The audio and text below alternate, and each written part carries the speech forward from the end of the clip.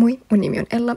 Mä olen 19-vuotias ja mä lähdin marraskuussa 2024 3 viikon yksilömatkalle New Yorkiin. Mä valitsin mun matkakohtajaksi just New Yorkin, koska mä halusin lähteä Yhdysvaltoihin kaupunkikohteeseen ja New Yorkissa on tosi monipuolisesti tekemistä ja nähtävää. Mä lähdin kielikurssille, koska pidin lukion jälkeistä välivuotta ja tarvitsin tukea englannin opiskeluun jatko-opintoja varten ja mä halusin oppia pärjäämään yksin ulkomailla ilman suomen kieltä. EFN-matkan mä valitsin siksi, koska mä pystyin vapaasti valitsemaan, millä mä haluan lähteä matkalle ja kuinka pitkäksi aikaa. Mä myös löysin muiden EFN kautta matkustaneiden kokemuksia näistä kursseista, mikä sitten inspiroi muakin varamaan tämän matkan.